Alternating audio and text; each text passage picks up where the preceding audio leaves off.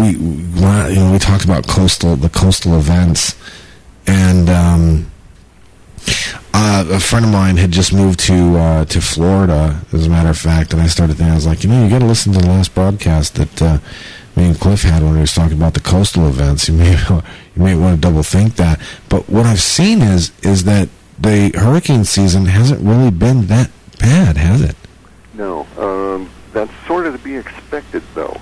The issue is the following: that regarding our global coastal phenomena that we'd forecast, and that is that it's going to be atypical. We're seeing a lot of it. Yes. The events include unexplained 2-foot-high levels of tide increase along the eastern U.S., yes. About, I think, a 3-foot tide increase, which went in an additional 200 miles in the Amazon, again on the eastern side of the continent. On the west, we've actually had water reduction reported in Alaska.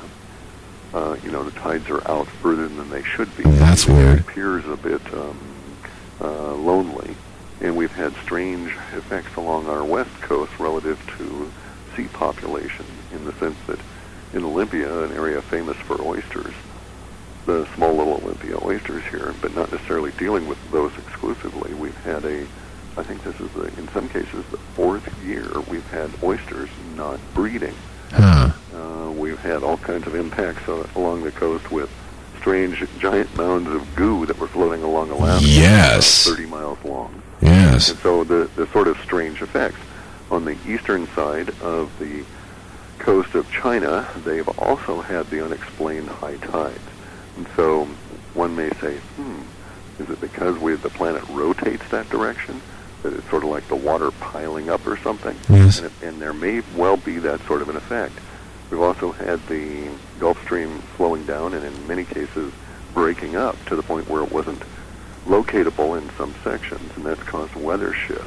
Yes. We've seen those weather shifts push down more of that energy into the southern hemisphere, and of course that now we've had these huge typhoons that have hit the Philippines and Vietnam, and now another one's about to hit the Philippines. Yes. And so while the hurricane season has not been fierce up here, it has just been exceptional in the Pacific. Right.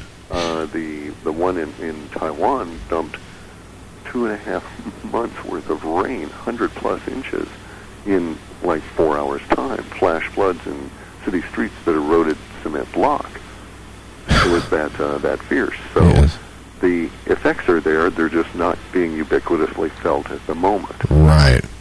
There was also the jellyfish as well, like off the coast of Florida. There's just a massive amounts of jellyfish like they've never seen before. Also in the Mediterranean. Yeah. A huge invasion of Portuguese men of war in levels they've never seen before. Yes, indeed.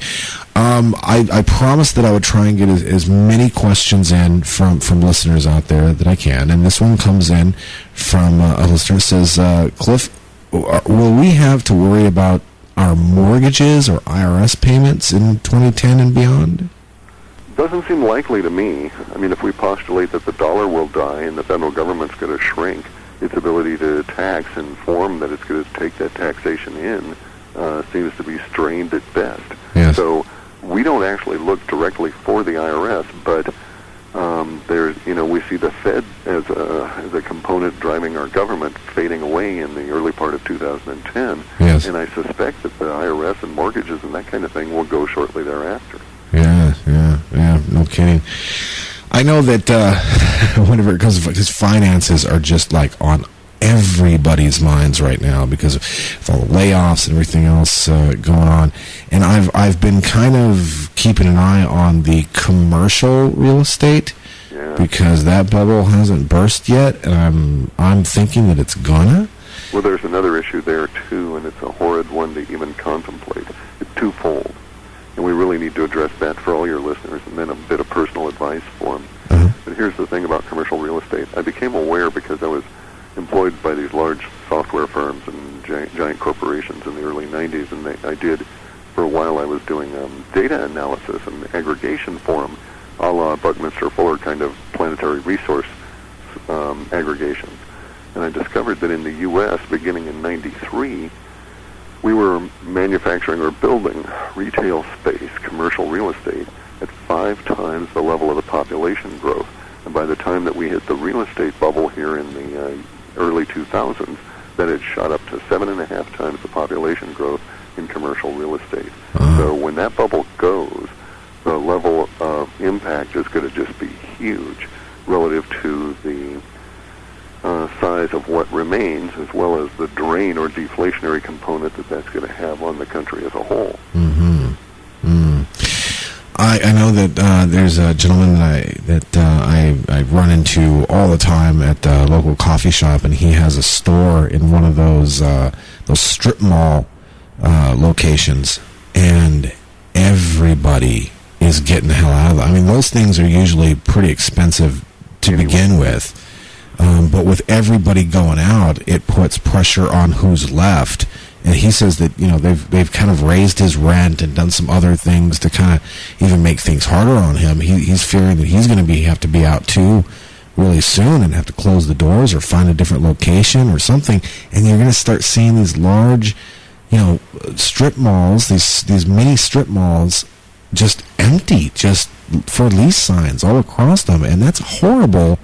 Well, it's already happened up here in the Northwest and down in through California. Yes. I suspect that it may be your locality that you don't see as much of it as we do. Yes. We have areas up here where, for instance, they're going to close a casino that has just recently gone through $5 or $6 million worth of remodel. Wow. And it's a giant, big public space, and I don't know how many of the casinos around here will survive. We've had local banks taken over in this process by the what we're calling now cannibalistic corporatism as opposed to capitalism. Yes. So the impacts are up here. Probably, I think it's that, you know, your towns are smaller and you have less in the way of strip malls to fail in your particular area. Yeah. So we've got them up here in vast quantities of emptiness everywhere. Well, you heard about Detroit. The state of Detroit right now is really interesting. I had someone go through certain sections of Detroit, and large residential areas are just like cordoned off by barbed wire fences, these huge fences, and these private firms are in there managing them, and there's like they're bulldozing these homes, and there's just rubble, and it's like post-apocalyptic type scene. It's really bizarre, but from what I understand, people are saying, well, you might want to have to expect seeing things like that more in more cities. Well, there's 9 million, statistically, there are 9 million empty houses in the U.S., including condos and so on, that are in the process of supposedly being on the market. Yes. We find strange things occurring across the planet because it wasn't just the U.S., it was the whole Anglosphere that had this boom relative to housing. Yes. So, for instance, there's 3 million overbuilt units on the coast of Spain. Nearly enough, they say, to take all the refugees from the Sudan if they wanted to relocate them. Oh, wow. That may be what we're going to have to do just to use these properties up. Yeah, no but kidding. it's going to get a lot worse as the foreclosure mess continues. And that's something that, for anybody that's listening that's involved in foreclosure, you may really stand a chance of beating in the system now if you're involved with this MERS outfit, this Mortgage Electronic Regulation or Registration System. Yes. Because it's been held by the Supreme Court of Kansas as having no standing relative to foreclosure. Now there's an additional wrinkle, and if you go and read the latest Rolling Stone and read Mike Taibbi's article on the fraud inherent in the system of finance, you discover that a lot of mortgages have been contaminated, so to speak, because the people that originated them, that is the local lender or mortgage broker, sold it out many times to many different packages. So the question of who owns the debt is probably moot. And if you stand up in court and fight this stuff, I mean, if I were facing foreclosure, that's the route I would go. Yeah. Especially since in our area, this Mortgage Electronic Registration Service or whatever it is in about at least half of the cases. And according to some of the documents now, apparently at least half of all the mortgages that were originated under the subprime were sold more than once to back more than one of these derivatives. Yes. You know, I've always, and maybe this is a little cynical or maybe it's a little smart of me, I'm not sure which, but when things start going bad with the economy, to me it feels as if, though, that's the best time to opportunize on on some of the programs that kind of give rise to it, in a sense. Like when the stock market would go down and stocks are really low, maybe it's time to throw a few bucks into something that you might possibly, I don't know, maybe you can see that it might come up with eventually. And with the housing thing, I have a friend of mine that he's been late on his payments for about 3 months, and he saves up, and then he pays in big chunks, and he's so deathly afraid of losing his home. But I have a friend that works for one of the world's largest, or the country's largest law firm that handles foreclosures, and they are swamped. There's stuff that they're not going to get to forever. And I tell them, you know what?